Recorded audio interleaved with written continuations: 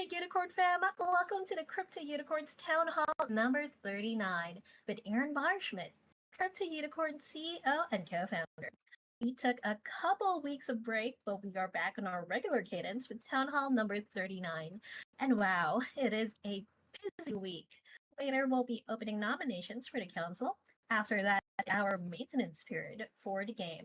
And tomorrow, we will have another Bumper Corn Scream, which means another chance for you to get a mythic loot box just by playing Bumper Corns with me. For now, we have got some quality time with Aron, who is always ready to spill the tea and spread the hype with Aron's updates. Good morning, Aron. How are you doing? I'm doing fantastic. Thank you, as always, Sparkly, for the wonderful intro on that front. It's good to be back. I've missed these. A couple weeks worth of travel has been somewhat hectic on my end. So happy to be back and in front of the community.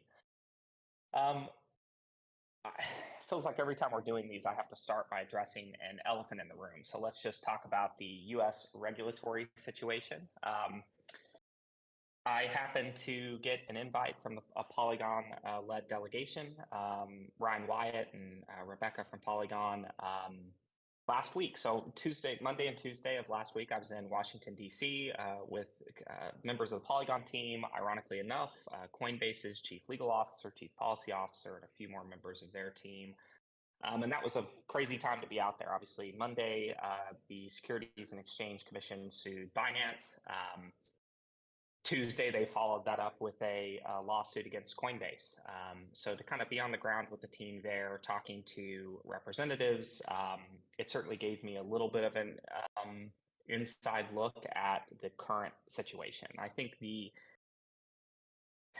despite what the headlines say, I actually came away largely positive.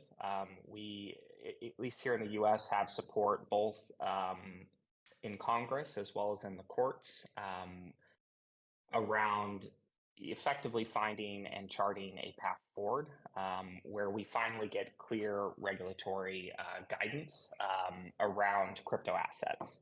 And I think the TLDR on this whole debate is the SEC is still using laws from 80 plus years ago to regulate assets that are built on top of the internet. And I think the core sentiment amongst innovators in the United States is we need new regulations to govern these assets.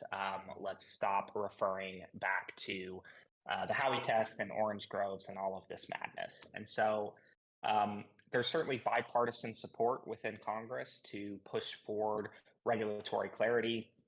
And there's a strong desire to even rein the SEC in. I mean, we have bills going forward from Republicans to calling for Gensler to be removed from his chair position. And that same bill is actually looking to kind of restructure the SEC. And so it's certainly a challenging environment, and the crypto market is taking a hit for sure. I've said this time and time again. I'll say it another time, which is the final boss was always going to be the nation state. So we are in a collective team raid boss event right now. And I'm certainly happy to continue to support any and all efforts the industry is making within the United States to ensure that we do not lose out to other jurisdictions. And that's kind of my final comment is like, if you span back to the global environment, you have Hong Kong and the United Kingdom and Europe have already moved forward with very favorable regulation that I think is, first off, great because they're leading the charge. And it's actually creating more pressure on the United States because we like to think we're where all innovation comes from, even though that's not true, certainly not true anymore. And it's putting pressure on the regulatory bodies here. Happy to answer any more questions or do any form of bear market therapy with the community after I get through the rest of these updates. But I wanted to start with that. I think, like I said in my State of the Union letter in January of this year, like it was likely to get worse before it gets better. I think we are in that period of time. I'm reasonably bullish on the midterm and pretty bearish on the short term kind of currently. So it's something to consider, especially as we look to grow in a market that is not just bad, but actively hostile. So we have to, I think, keep that in consideration. The next big announcement that kind of comes into line with this is we've been making a lot of progress internally on the establishment of an unincorporated nonprofit, which Laguna Games will be handing over the Crypto Unicorns IP to. This nonprofit will be governed by the token holders, specifically the SRBW holders. Which is very interesting because with badges and boosts, y'all are getting much, much, much closer to being equal in voting weight to the team and the investor allocations, which is planned and something I'm very, very excited about. And this unincorporated nonprofit is, in our eyes, the best next step for moving forward in distributing and decentralizing control from Laguna to this awesome, incredible community that we've built. So I have a huge board meeting today because I'm insane for some reason. I scheduled town hall, board meeting, and a Laguna all hands today, so it's a little bit max chaos. The intent in that board meeting is to effectively approve this transition, and then be on the lookout for a blog post that will go into way more detail on the structure of this and the timing. It does take a little bit of time. Meat space entities do not move as quickly as setting up a Gnosis safe, setting up a DAO, so it will take a little bit of time. But this has been a long result of a number of discussions with our legal team, tax accountants, and the tax attorneys, and I'm very, very excited to be continuing to push the edge and being really one of the few projects that's, in my opinion, embracing the true ethos of the Web3 space and leaning as far forward into community-led, community-run game development. And so it's exciting, it's scary. We are definitely out on the forefront. I'm happy to be, supporting the Polygon, the Coinbase teams in this kind of effort. And more so than just me going on trips and speaking to representatives, we're tangibly making this a reality via the transition of the Crypto Unicorns IP and assets into a unincorporated nonprofit that will ultimately be beholden to the SRBW holders. So these things take time, as everything does, and I'm happy to kind of finally be at this point where we're taking real and tangible steps towards what I view as the next step in governance. So very exciting. Look out for a blog post that will go into all the nitty-gritty details on that front. And again, this is something that best protects all of us in the context of the current regulatory environment, and I think sets us up very well for the future. So that's the UNA and the transfer of IP. Let's just kind of go through some KPIs. Generally, one of the metrics I'm watching very closely is like short-term retention. In February, you were seeing roughly week one retention at 75%. We've seen that increase to 87%.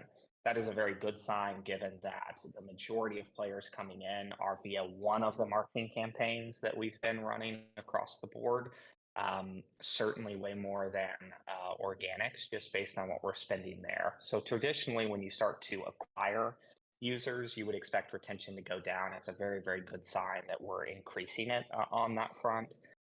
Daily active wallets are up slightly, 15% from the kind of bottom that we experienced in December and January. I think it's important when you pan back, like, yes, we're still down on the 3,200 wallets that we started with. We are also over 365 days into live operating the game. So there's just a certain amount of natural churn of accounts that we should always expect. And everybody looking at lines that look pretty much flat, like that's the reason. We are acquiring new players. Those new players are retaining at higher levels. We are still churning players who are over 365 days old. And so at a certain point, the flywheel will begin to overcome churn, and we will start to see acceleration on that front. A key metric that is also very exciting is daily revenue is up well over 150%. And critically, 60% of this increase in revenue is from players who are less than 30 days old. So that's very, very important and great to see, is that new players are coming in. They are starting to monetize. So that's phenomenal. Taking a step back, and I know Christina will be doing a larger marketing update here in the next week or two with a lot of these details, but like super high level as we've started to run campaigns, in particular on Facebook, we started with a $2,000 acquisition cost, which is insane. And to be clear, that's you click on a Facebook ad, you give us your wallet, you get a badge, you come claim the assets, and then you actually lock them into the game. So it's costing us $2,000 on a conversion basis, which is, again, insane. That's where it started. But as you know, every time we get a wallet, we feed that via Facebook Pixel back to Facebook, back to the algorithm, Gen 1 AI. And what we are seeing is the algorithm is getting much, much, much better at finding people with wallets, just like it got very good at finding people of similar interests in kind of Web2 marketing. And so we've seen acquisition costs come down from $2,000 to just under $100. So that very, very steep and rapid decline as we've continued to experiment is a very, very good sign. The question is, how much further does it come down? We continue to see really great click-through rates on these campaigns, and we're very focused on like how do we find additional ways to increase conversion. Like we were doing drops a little late, like 3 or 4 days after you gave us a wallet. We've condensed that down. We're nearly at the point we can fully automate that, and so again, it's about evaluating the funnels and continuing to optimize wherever we see drop-off. Keep in mind that our average revenue per daily active wallet globally is still over $280. This is great. If our cost to acquire is sub 100, and we know over the first year on average we're doing 200 plus, there's the opportunity to profitably acquire. So listen, growth is fucking slow in this environment. It is very, very difficult. It's going to be very, very important that we all collectively set expectations correctly, or you're just going to end up being disappointed and frustrated. I think you're going to see us continue to push as hard as possible. But one thing that I've come to realize is like, I don't think we necessarily see a hockey puck of growth, especially right now. And the goal here is to continue to learn and optimize these campaigns, optimize the flows. And then when we start to begin to see some market traction, sentiment begin to shift, the expectation is we're one of the few companies with a live game, a working economy, and we've actually cracked the nut on player acquisition. And that's the thing, like at the 3XP conference last week, which I flew back from DC to then go to in Pasadena, I got this strong reinforcement of when I'm talking about these things, the things I just, the KPIs I just went through, like no other games are like literally live or in a state where they're even thinking about this, or they have a way to track it, or they have a way to even acquire customers seamlessly. So I get it. Like at the end of the day, many of you are just looking at a flat DAO line and MAU line, and you're like, when is things happening? It's like, I'm here to tell you things are happening. We are making progress. That progress is actually very, very good. And my expectation is we'll continue to see slow growth. The first goal is overcoming churn. You'll start to see things inflect. And at that point, we'll be in I think, a really, really good position. And happy to go into more stuff related to like Unicorn Party and things if there's questions on that front. Speaking of up, wonderful to see our first ecosystem game go into soft launch. Once the few kind of bugs and issues have been crushed, I think we'll be well positioned for the launch of Mob Run and then the kickoff of the kind of growth plan around it. We've already started to test marketing. I think very interestingly enough, the campaigns where we talk about giving people free NFTs are doing much better so far than just advertising a game called Unicorn Party. So that's very interesting. We're probably going to have to A/B test a lot of that creative to find the right messaging. But those early tests are good. We're starting to learn what the cost to get people just playing is. And then obviously over time, we'll begin to learn like how many people are converting into the ecosystem, purchasing a coin and going from there.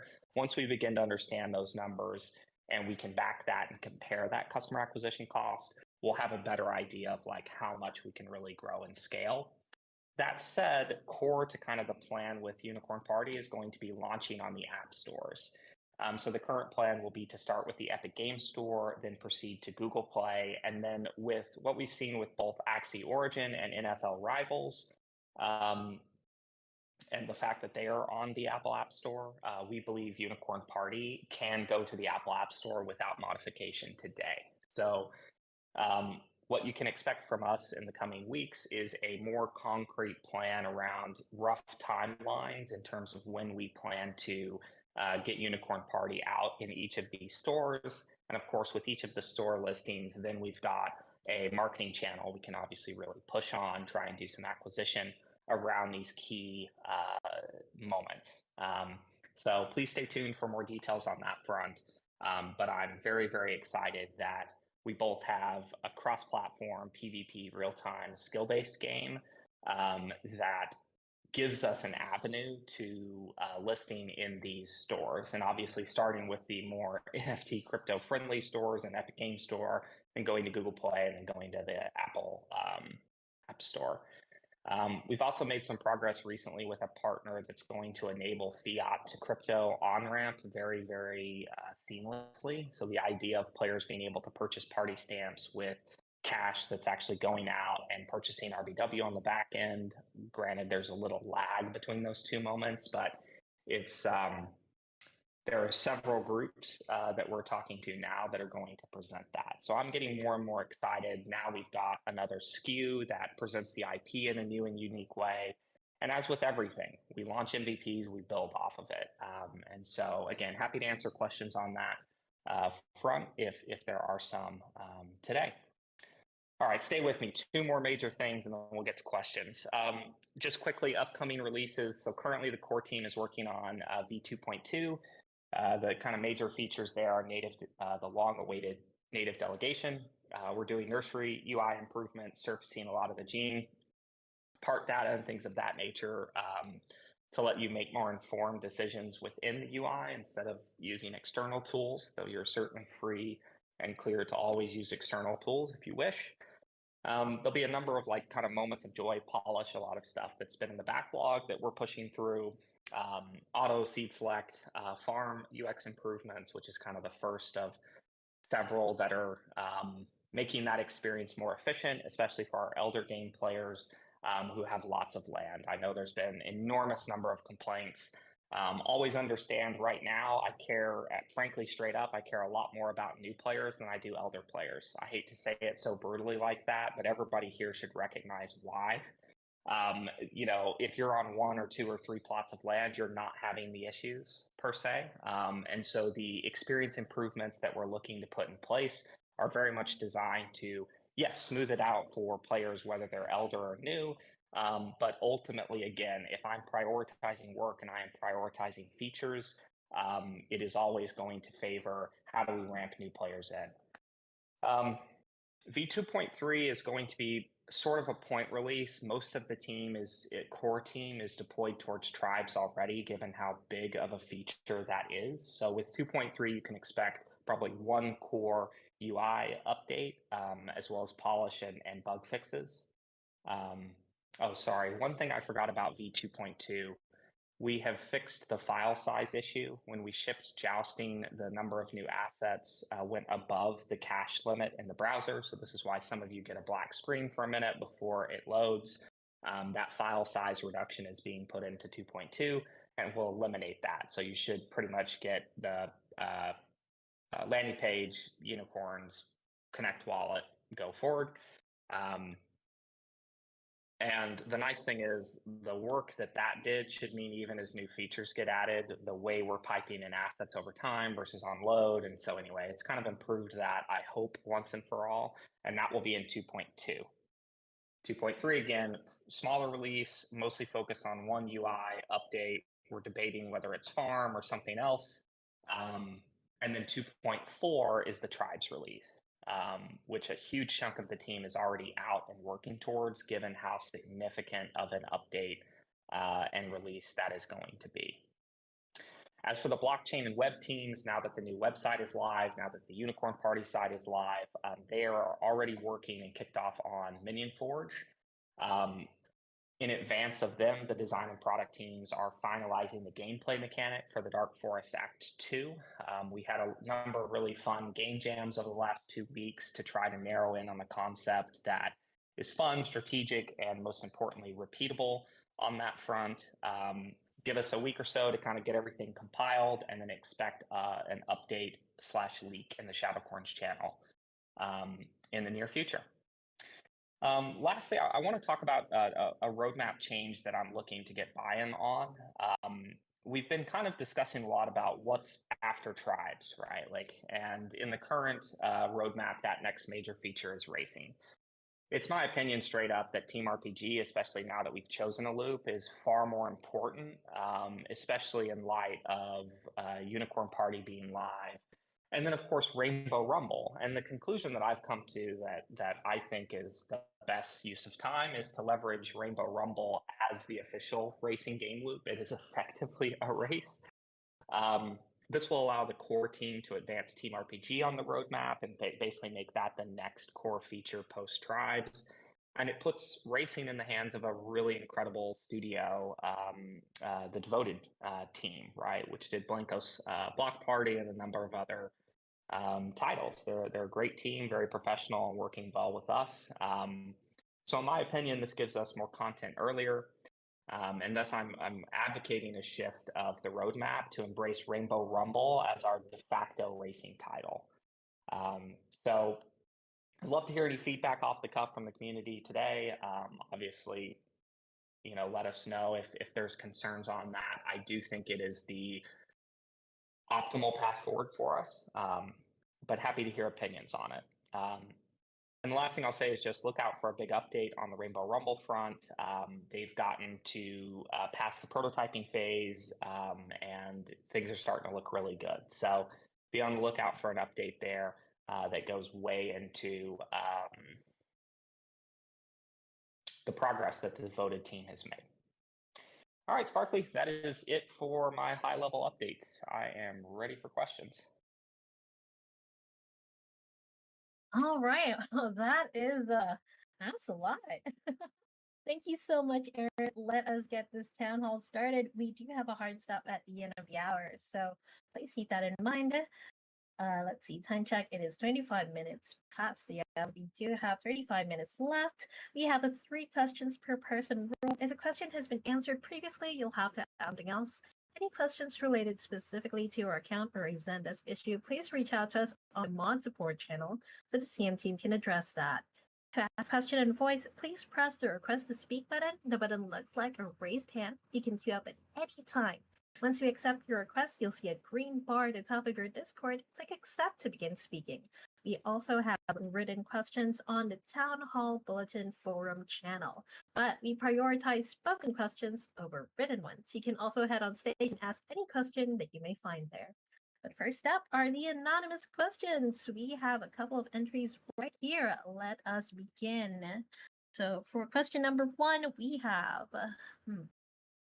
Can we get a summary of all the effects benefits of what Mythic Unicorns do and or get following the update? Okay, so this is something that can be addressed by the same team. No, we'll get you that. We'll get you that summary.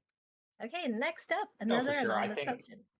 Yeah? Yeah, I mean, quickly on that question, Sparkman, I think it's a great idea. Sure, we need to do more infographics and things like that are easy to point people to, where they see things very clearly. So I don't have any issue with that, and I know the design team won't either. So yeah, that's something we can absolutely put together. All right. Okay, so we will be working on that. Next, another anonymous question. Hey, Aaron, a community member has come out and stated they are actively using and selling their botting software. Weird, I didn't see anything of that. What is LG's stance on this, and are we going to take action on those bad actors? Yeah, this is all wrapped in our efforts to work through and get a proposal done at the DAO level that effectively states, like, here is the line that you can't cross, and if you cross this line, we are going to ban you. And I've seen all the feedback. Generally, I think everybody's making it out as like LG is in control, and it's like, no, I don't plan to vote if the community and the DAO wants to unlock assets. Like, fine, right? There's actually forced unlock features that we could add to the smart contract that would enable people to get their assets back. I get the concern around it being anti-Web3, but the whole point of running this through the DAO is to embrace Web3. I've said it time and time again, if you are spoofing our client, so you're not even loading the game, you're literally just hitting our APIs, I'm going to shut you down. And the bot proposal is attempting to give you a path to appealing to the DAO and being able to kind of move forward, right? There's a number of other things we can do. We could just nerf your accounts, right? And things of that nature. But I'll repeat it again. If you are spoofing the client, that is the current line. If you have a Selenium script that's clicking buttons for you, at this point, I don't care. And that's really the purpose of putting this together. It's the idea of like, we need to draw a line here. Anyone who's spoofing the client, in my opinion, is economically exploiting our entire system. And so I get some of the loudest voices in this debate are likely running some form of automation. I'm not trying to set us up in a way where we're just going to fight this fight, because at the end of the day, bots usually win. Just look at gaming historically, right? But again, if you are spoofing our client, you are not going to be very happy very soon. And I think that's fine. We need to pull these people out of the woodworks and into the light and decide as a DAO how we want to handle it. So I really appreciate all of the debate around the bot policy. We're going to continue pushing it on our side and try to find what we think is a happy medium, right? But this is like a kind of interesting thing in that, again, I think if you're running a Selenium script, you're putting some work in. There's still many, many strategic decisions that need to be done. But we've identified and long known a series of accounts that are just pinging the API to do gathering card claims and then dumping on all of you. So I think there's a reason for us to all come together and find a path forward here. And again, we're going to push on it very strongly. And it's certainly well within our rights to cut off those who are spoofing. And if you are spoofing, you very much want a bot policy in place, so there is a clear path for you to make an appeal to the DAO. So that would be my statement there. I'm happy to answer additional questions on that front. I'm certainly not bothered by the pushback that we've seen. Again, we have to find a path forward that's that makes sense. And again, for me, where we're drawing the line is if you're spoofing the client, you're just directly interacting with the APIs, you're not even loading the client, like that to me is the core issue right now that we want to solve.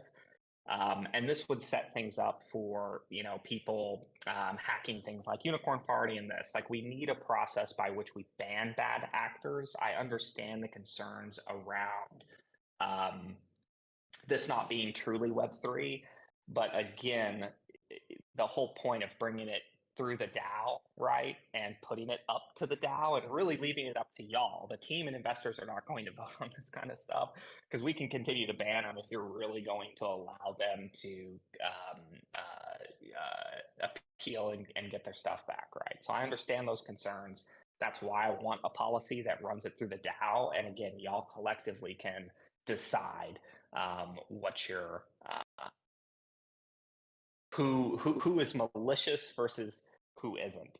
And that's part of it, right? Like, I don't think it would be a good idea for LG to be the only ones making these decisions, right? So anyway, I'll stop there. Happy to answer more questions if there are any on that. But I would encourage everybody to continue to weigh in on the bot front, and let's try to find a path forward that we all feel is reasonable, so we can memorialize a plan. And again, if you're going to hold this bill up in committee, I'm going to start dropping the hammer anyway, specifically on those who are, again, ignoring our client, going directly to the APIs. Like, you're not playing the game in any capacity at that point, and you are, in my mind, economically exploiting us, all of us. And we should all have a problem with that. Great question. All right, good take. Okay, here's our final anonymous question. Is there any update for the shadow porn roadmap? Yeah, I kind of covered this, but I'll double down on it. So the Minion Forge is currently actively in production by the web and the blockchain teams. Design and product are finalizing the gameplay section. Um, sorry, are finalizing the gameplay mechanic for Dark Forest Act 2, War for the Dark Forest. Um, Once that is finalized, you can expect more concrete updates and details in terms of the timelines on both of those. But the goal is kind of Minion Forge leads to Act 2, which ultimately leads to the release of Tribes, which eventually becomes the raids feature that we've discussed. So the TLDR is soon, and Minion Forge is actively in production by the team currently. So lots of great progress on that front, and I'm excited to share more of the specific gameplay mechanics of Act 2, which will create this kind of tug of war between the Unicorn Army and obviously the Shadowcorns and Minions. And I think be a lot of fun. It's going to shake up the meta a lot and really force heavy strategic cooperative decision making. And I'm excited to just see the insane level of psyops between those who hold both Shadowcorns and Unicorns, those who only have Unicorns, potentially some people who opt to just be a part of the Team Shadow. So more updates on that front, and I would hope by the end of this month would be the timeline on that. Ooh, hype. All right, so that's the last of our anonymous questions. Next up, let's check the people who are requesting to speak. Oh, we have Cora. Please come on over to the stage.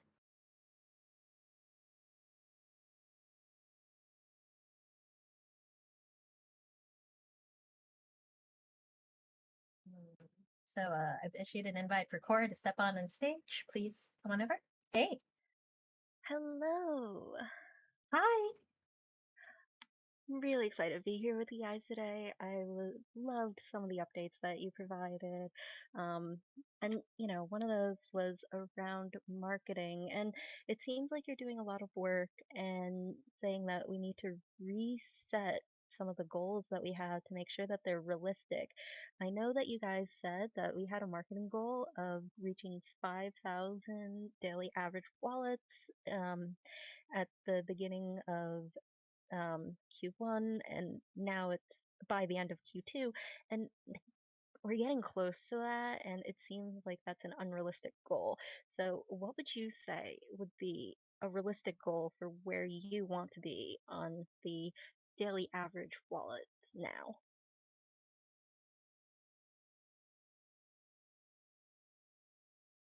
Roughly double where we're at today would be the short answer, Cora. It's challenging to set growth goals in a space where, there's not a playbook. It's so much easier in mobile free to play where I just know roughly what the cost per install is going to be. And it's way less of a question of like, how do we even get those installs? So, things that give me hope are the drastic reduction in customer acquisition costs from 2000 to sub 100. Like that trend so quickly is like very, very good to see. But that was kind of my point earlier in saying, like, I don't know if there's just going to be one channel that suddenly has this massive like hockey puck for us. Um, right now you see lines that are flat because we're not overcoming churn. The reality is we still churn players despite the fact that we have like really incredible retention metrics, certainly relative to what they would be in free to play. So right now it's a little bit like if we could overcome churn, you're going to start to see that line inflect upwards more quickly. And I think it's realistic to say we can hit double where we're currently at. I still believe it's possible to get into the 5 or 10K range, but it is, as with everything, it's never as easy as you think it's going to be, and it's been far harder, certainly than I expected. I will openly admit that. Any follow-ups to that, Cora? I mean, it's a good question around how to kind of reset just community expectations around where we expect to be. Now, one of the other things to think about is like revenue. That's been a really beneficial thing, is just seeing revenue increase significantly, and the majority of it coming from players less than 30 days old. We've been oscillating between, say, 10 to as much as 20-25% of the way to like break even based on current burn. I'd be in full on panic mode if we were still sitting at a few $100s a day, right? In terms of revenue, in terms of ETH into the treasury. And so that part gives me a bit of hope, and the idea that, well, if we continue to onboard crypto natives, I think we can, we actually have a path towards being break even. And in this environment, that's incredible, right? So yeah, I'll stop there. Any follow-ups on that front? The point about seeing revenue going up is really interesting. Is that revenue purely measured in ETH? It is, yes, and ETH inflows to the treasury daily. So we look at obviously the primary sell revenue, which is coming out of new land being minted from the LVM, the secondary revenue that we receive from peer-to-peer trading, and the LP revenue that we generate, given we're a large chunk of the liquidity pools for our ERC20 tokens. So that's kind of how we break that down. Great. That's some really good news, and really happy to hear that. Seems like crypto unicorns has some staying power. So Yeah, if definitely you good don't to hear. mind, Aaron, maybe I could add just a little bit of color. I feel some sense of responsibility in terms of user growth. So I would certainly like to see that number go up a little bit faster. My efforts with guilds has been very slow and steady. I've said a couple times it like kind of feels more like sales than marketing in some ways. Some of my high level observations, like I believe that there are still, let's say conservatively, 500,000 people that played Axie and understand how wallets work, how tokens work, the general value prop of play to earn, that are great potential targets for us, but we got to win their trust back because they got burned by other projects and other things in the space. I'm for the first time really seeing some of the scar tissue that exists just in the play to earn community from specifically Axie and like that dialogue around play to earn and replace your salary. Like it got really out of control. Like Jiho and I were on the forefront of letting that dialogue get irresponsible. So a lot of those people, I think, believe in the general concept, like the concept of the white paper, but they're still in that headspace of I got burned really bad before, and I want to believe Ziori, but I don't want to get burned again. So I'm seeing a small uptick in people are open to it, and I get a lot of responses like, "Well, we have been looking for a play to earn game that is kind of sustainable and not just bleeding and going to zero." So if you're telling me that this one is at least like stable and has more stuff coming, we're pretty interested, but they're really skeptical. And I think that skepticism is less to do with us and what we've done as a project and more just about the state of play to earn. So I'm long on all of this. So I do believe planting these seeds will really pay some dividends in the future and enhance our future launches because we're on the radar as just first step. Hey, we're legitimate. We're not scammers. I'm doxxed. Aaron's doxxed. Look at this studio. We're all real people. That's like the first step of the sale. Then the next step is getting them playing the farming game and then now getting introduced to these other layers. So long term, I do still remain bullish on those efforts. Short term, the uptick has definitely been slower than I wanted. But I'm about a third of the way through the list of the micro guilds that we want to do targeted bundled drops to. So it's still somewhat early in that experiment, though. I admit it's been slow. So hopefully some of that helps. I know that it's long-term focused and we need some growth in the short term, but it's been very interesting talking to these play to earn guilds.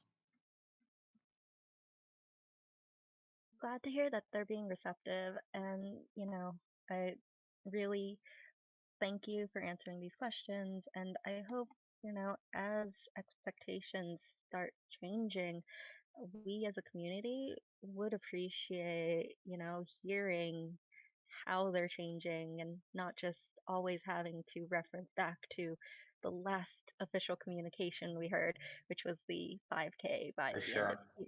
Q2. That's a really great point to bring forward, Cora, and it's something that's noted, and I'll do a better job of it in terms of surfacing when things are changing and providing context around why. I think we have to be realistic about the current environment, where growth is coming from, and like it's so easy to drive vanity metrics in the space. NFL Rivals pushing 1 million installs. It's like, okay, I mean that's maybe $100,000 in marketing dollars. It depends on where those installs are. Like how many of those installs converted to NFT purchasers, right? There's a lot of questions that we're obviously being very transparent about what we're seeing. And then, you can read certain headlines and think, oh, we're not doing that. And it's like, we need to ensure that we're being realistic about growth, right? And, again, if it's a daily active wallet, it's a new player, they already have purchased our assets when they've connected wallets. So they're ready to play, right? Like, we're not counting wallets that just show up and don't have anything. And so again, it's one of those things where, anyway, I'll stop there. I appreciate the feedback on that front, and we will definitely do a better job of adjusting expectations as we start to get more data on this front. Thank you for coming up. So I do have another question. So that's more related to the sustainable economy that Sayori mentioned that he's trying to market to these smaller guilds. And, some of the actions that are being taken and some of the events that we're seeing, they seem to be counterproductive to what the community would think would be uh, good for the economic balance. Like the jousting quest line that we're seeing, it's has a lot of resource emission, and it feels like it's just taking away from things like the workshop and like the unum burn that we're seeing by it giving out all of these uh, boosters and stuff. And we're really concerned about how the economy is adjusting based on these, especially with you know the gathering card update that you have for to reduce the number of jackpots that a mythic is eligible for, like reducing some of the uh, desire to get a mythic. So can you talk about some of the motivations behind these? Who's making these decisions? And has there been more uh, like analysis or insight being done that is trying to make these, downstream impacts less impactful? Yeah, so lots of questions in there. To answer who makes the decisions, the design and product team are responsible for the analysis and ultimately coming forward with a proposal, and then I sign off. So at the end of the day, you can point all the blame up to me. The core issue that we have here is a massive oversupply of Unum on a daily basis, more than 5 million. And this has been going on not just for days, but for months. So that's a problem. Obviously, the breeding changes that were pushed through Snapshot, which again, we didn't weigh on. That was community driven and community led. In the counter analysis that we've seen in the new proposal going forward now, we see, okay, well, this actually reduced the amount of UNM that was being burned on a daily basis, right? So the desire and ultimate strategy around this is to shift Unum rewards away from passive. I just throw my unicorns into gathering carts and I bounce and come back the next day and farm it and dump, to spread it out over people who are playing all the games. So like straight up, we look at play patterns from people like Time Traveler, to give him a shout out, like somebody like Time Traveler and other very active players who are legitimately playing the game are actually likely to not see much of a nerf at all with respect to this. So this whole idea of like mythics were getting too many jackpot bonuses to begin with. Mythics will still, on average, generate a lot more Unum than a non-mythic unicorn. And the overall reduction is only 16%. So from my perspective, Cora, we're making a small change that is really the beginning of a series of changes to more readily optimize Unum. And what we're looking to do is remove what looks in our current projections like a linear up and to the right trajectory on Unum towards something that's way more flat. The challenge that we're running into, Cora, and it comes back to your questions around growth. Like at the end of the day, if we had thousands of new wallets onboarding, we wouldn't be concerned because there's still less Unum circulating than is necessary to evolve the current number of babies that we have, right? So we kind of look at that and go, if we could see more growth, things would be a bit different. I ask that the player base constantly understand the whole purpose of these systems is not that they remain static and you have a rule book. Meta changes are a part of any game as a service that is being live operated, right?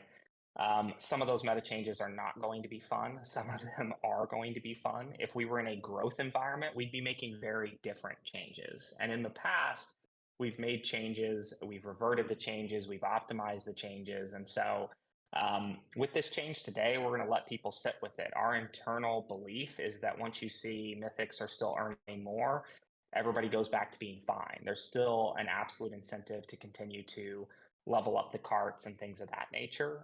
But the overall strategic reasoning behind this is to begin to put the unim behind more active layers. It still all flows into the gathering card and a need to continue to keep that appointment mechanic going.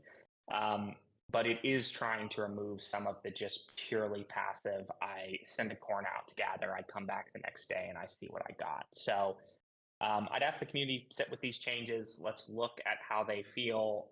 Let's see what the snapshot vote of this unim adjustment or breeding and Evo adjustment is going to be, and then we'll kind of go from there. Does that answer your question? Do you have any follow-ups on that front? Just trying to give you a window into how we're looking about things in the current situation. No, I totally understand, needing to curtail some of the Unum emissions right now. I think one of the things that a lot of the community they're looking at and they don't understand is already like level 10 carts and mythics are not the most efficient gathering cart combination. And, you know, seeing that it's just making the value of a common versus a mythic relatively higher now. I think that's really why a lot of the community is very concerned. Yeah, so I can add two small notes on this one specifically, and I'm due to post a little follow up in the thread that we opened, whatever, I guess 36 hours ago. So I appreciate everybody that contributed there. It's always good to see the spectrum of perspectives and how everybody exchanges ideas. It's great for me as like a new person here to see that. I do think the comms around all of this were certainly imperfect, and part of my job to work on improving this. I really like what we did with the jousting like 2.1 change. I think that framework felt pretty good, and it helped us, get that product in a spot that was very in line with what you guys wanted, relatively speaking, at least. Bundling this together, like the change around the mythics and the gathering card, and then this higher order stuff, it's kind of like two separate conversations. So I apologize for putting those together, and I think the timing as well. Hey guys, this change is coming later this week. It was like a little too soon, so we need to be better about like more timeline, just so there's more room to discuss and it's overall just more malleable. So apologize for that, and we'll definitely keep working on that part. On the mythic side, when I started, one of the things that I said was I think mythic utility is something we need to focus on. And since I've started at Laguna, it's gotten a little bit better. This is a little bit of a step back. I can't disagree, but I've talked to the team, and I think they're not going to be forgotten about in all of these future builds that are coming out. I know people say that the mythic bonus in jousting is too small and it's kind of a joke, but that's a number that can be tweaked relatively easily, right? That's a case that could be made that maybe the design team could be sold on.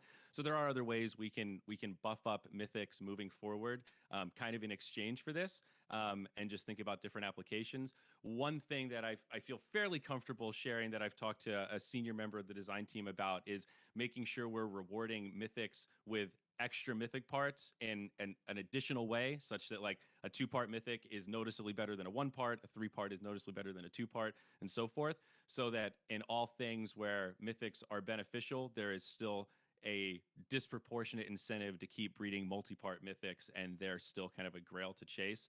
So have definitely heard that part of the feedback loud and clear. Again, I always hate to say this, like, don't worry in the future, but mythics have not been forgotten about, and we can definitely keep this conversation going and talking about ways like tell me what you think are the coolest utilities for Mythic, and I can always put stuff in front of the design team for us to discuss. That's what I'm here to offer, I guess.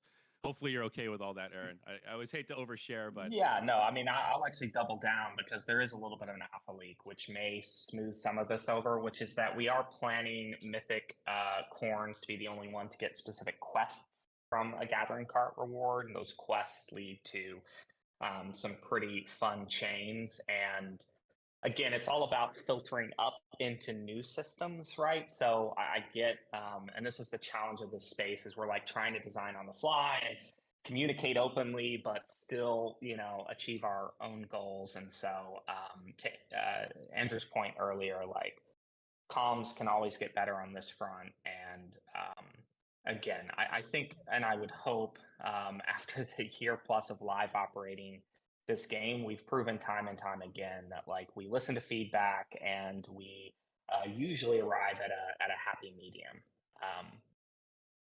Cora, great questions today. Thank you very much for coming up and spending some time with us this morning. Thank you so much for having me. All right, that's Cora. Quick time check. It is 53 minutes past the hour. We have around 7 minutes left. We can do a couple more questions. Let's see. We have Goliath Rules lining up to speak. Please come on up on the stage. Hey, can you hear me okay? Hey, Yeah, we can hear you. excellent. So, yeah, Cora hit a lot of the mythic things, and that my biggest thing is that like I have a gamer group and I'm trying to explain to them what mythics do, and I don't have any point of reference. So I was kind of like, if we could get that summarized and put somewhere pretty, that would be great. It's also, you could always reuse it too as a marketing tool as well. But For sure. Yeah, I think yeah, that's a great idea. yeah, one thing I was curious about, and since that's all taken care of, is that are we gonna have some swag, some in real life? As you know, I am the first owner of a shirt, so just curious about that. Yeah, this is something that I've been working on in the background. Obviously, separate of the Shadowcorn merch and stuff, which I've heard from the wonderful Rice that is nearing completion with the full voucher NFT claim, get your ship stuff. So that'll be kind of an exciting thing. We learned a lot through that experience. Obviously, they were a very small supplier, and so it took forever. It's been a little bit of a mess.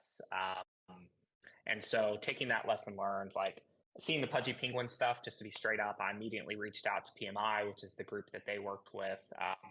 Actually, today and tomorrow is a big toy show in Las Vegas. I'm not going to make that, but I did connect with Omer, who runs licensing over at PMI. So that's been the first step. I've actually also reconnected with an old friend who spent basically 20 years, nearly a decade at Mattel, and then was at Disney for 5. He is like the consumer packaged good guy. And anyway, this is kind of strange, but making him a formal offer today to kind of join us to actively pursue getting corns out in the real world. And so that's going to include a lot of conversations. I mean, we're going to hit everybody all the way up to like the Funko Pops of the world. And it is something that, I've heard time and time again, we last year spoke with Mattel, we spoke with Spin Masters, they reinforce like we have a phenomenal brand. I want to find ways to get that more into the real world. This new hire is very passionate about the intersection of digital collectibles and real world assets, and continues to be real connected into groups like Disney and things. And so I'm excited to have somebody that can really pursue that. And my hope here is that we've got some exciting announcements. Obviously, it's June. It'll be a very, very tight stretch to hit the holidays this year. So I'm not going to hold out hope that we make that timeline. But lining us up to begin releasing early next year and ideally positioning ourselves for 2024 holidays would be phenomenal. So I love that members of the community, such as yourself, are like moving forward with this, being on the bleeding edge and stuff and getting corns IRL. But it is something that I finally kind of have the headspace and time to focus on. And it's definitely something that I'm trying to push forward. I just think general IP awareness benefits all of us, and the opportunities to do this again in a very similar style to Pudgy Penguins, where it'll be community corns, there'll be rev share and things of that nature. I'm very interested in pursuing that direction and expect to hear more in the coming months.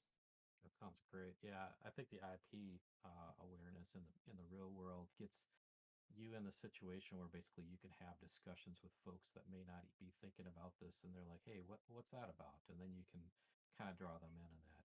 I will say that the other thing too is that retention of players.